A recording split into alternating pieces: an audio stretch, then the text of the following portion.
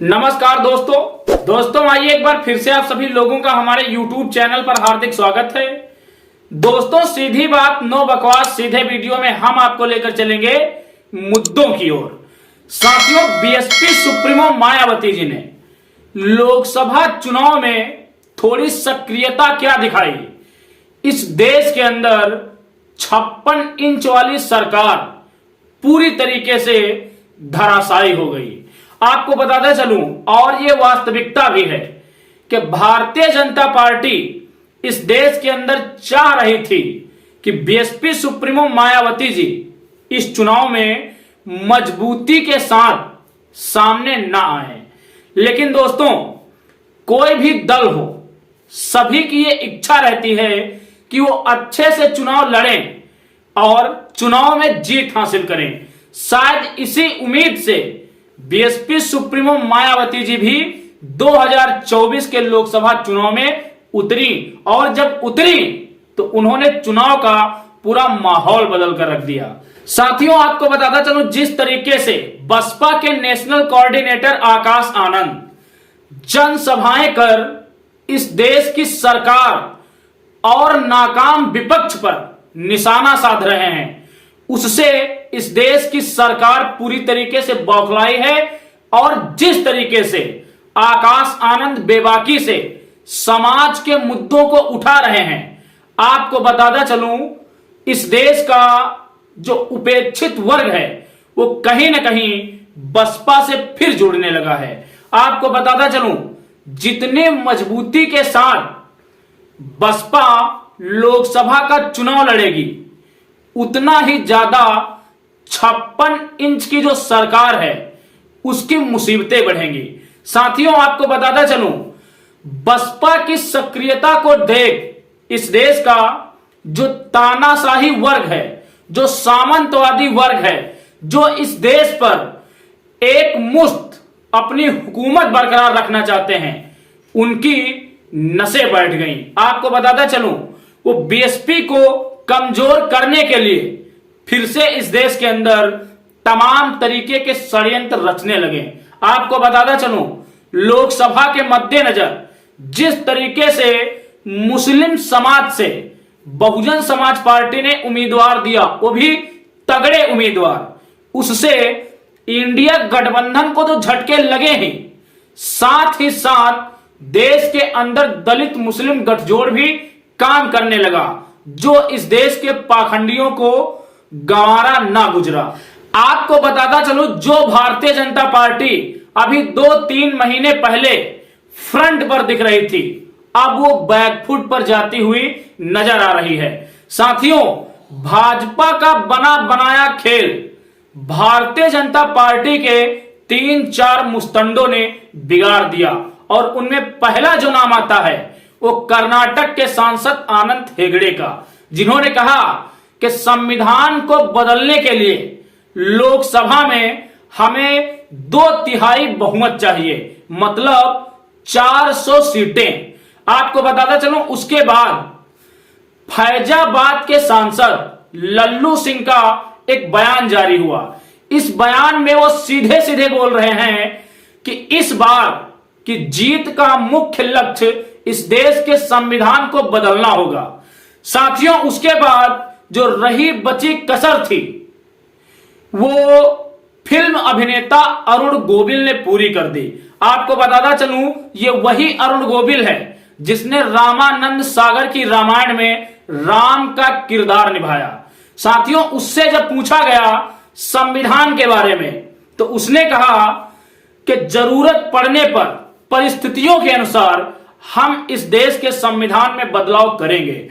साथियों, इन मुस्तंडों के बयानों से इस देश की जनता के हृदय पर एक गहरा आघात पहुंचा, और खासकर उन लोगों की भावनाएं चोटिल हुई जिनको संविधान के चलते इस देश के अंदर तनकर खड़े होने का मौका मिला।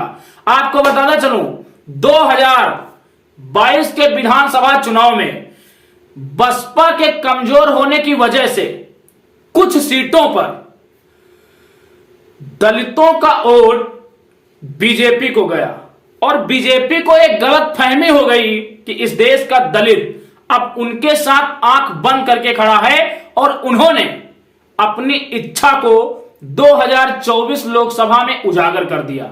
आपको बताता चलूं, इस समय देश भारत का अगर सबसे जागरूक नागरिक कोई है तो वो दलित कौम है। साथियों, दलित कौम को यह पूरी तरीके से आभास हो गया कि अगर भारतीय जनता पार्टी तीसरी बार एक बार फिर सरकार में आती है तो वो संविधान में हस्तक्षेप करेगी और संविधान के अंदर जो सबसे बड़ा हस्तक्षेप होगा वो SC, ST, OBC और माइनॉरिटी समाज के रिजर्वेशन पर होगा।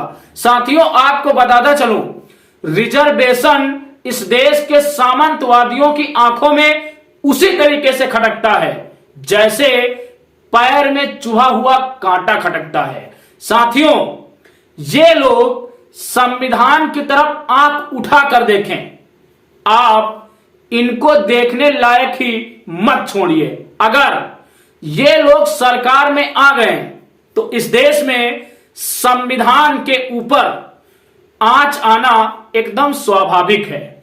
साथियों, आपको बताता चलूं, जैसे ही देश के अंदर और खासकर पश्चिमी यूपी की 8 सीटों पर प्रथम चरण का मतदान हुआ और यह मतदान जिस तरीके से बसपा के प्रत्याशियों के पक्ष में गया, इंडिया गठबंधन के प्रत्याशियों के पक्ष में गया, यह देखकर भारतीय जनता पार्टी पूरी तरीके से बौखला गई और वो फिर इस देश में संविधान की बात करने वाले लोगों को चुनाव लड़ने से ही रोकने लगी। इसका एक कृत्य अभी सामने निकल कर आया है। आपको बताता चलूं, आज बहुजन समाज पार्टी के 2 प्रत्याशियों का नामांकन एक नाम मात्र की गलती की वजह से रद्द कर दिया गया। साथियों, आपको बताता चलूं, जब भी कोई प्रत्याशी नामांकन करता है तो उसमें करेक्शन की भी एक तिथि निर्धारित की जाती है और वहां का जो रिटर्निंग ऑफिसर होता है उसकी यह जिम्मेदारी होती है कि किसी प्रत्याशी के पर्चे में अगर कोई कमी है तो उसका सुधार वो स्वयं प्रत्याशी को बुलाकर करवाए।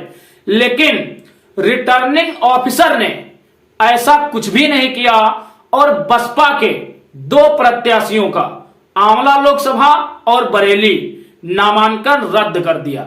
साथियों, आपको बताता चलूं, इस घटना से आग बबूला बीएसपी सुप्रीमो मायावती जी ने अपने प्रत्याशियों के पक्ष में वीडियो कॉन्फ्रेंसिंग पर रिटर्निंग ऑफिसर से बात कर देर शाम आंवला लोकसभा से जो प्रत्याशी थे आबिद अली, उनका नामांकन अप्रूव करवाया और बरेली के जो प्रत्याशी हैं बहुजन समाज पार्टी की ओर से, उनका नामांकन अभी पेंडिंग चल रहा है। तो दोस्तों, आप यह समझने का प्रयास कीजिए कि इस देश में जो भारतीय जनता पार्टी है, अब उसकी जमीन उसके पैरों के नीचे से उसे खिसकती हुई नजर आ रही है। शायद इसीलिए ये बहुजन समाज के लोगों को चुनाव लड़ने से ही रोक रही है। साथियों, भारतीय जनता पार्टी का यह ऐलान कि हम इस देश के संविधान को बदल देंगे, इस देश के दलित मतदाताओं की आंखें खुल गई और उन्होंने जो सोचा था कि हम इस चुनाव में बसपा को वोट ना करके अन्य दलों को वोट करेंगे, उनकी एक गलतफहमी भी दूर हो गई। इसका जिक्र मेरठ से एक जर्नलिस्ट ने किया है। उन्होंने कहा है कि दलित वोट बसपा को छोड़कर कहीं नहीं जा रहा है, उल्टे मुस्लिम समाज का एक बड़ा हिस्सा बसपा के साथ जुड़ रहा है। तो आप बेखौफ इसी तरीके से इस देश की सामंतवादी तानाशाही और निरंकुश सरकार के प्रति मोर्चा खोले रखिए। इसी तरीके से इन पर हमला बोले रखिए। जो संविधान को बदलने की बात कर रहे हैं 2024 के लोकसभा चुनाव में, आप इनकी दिशा को बदल दीजिए।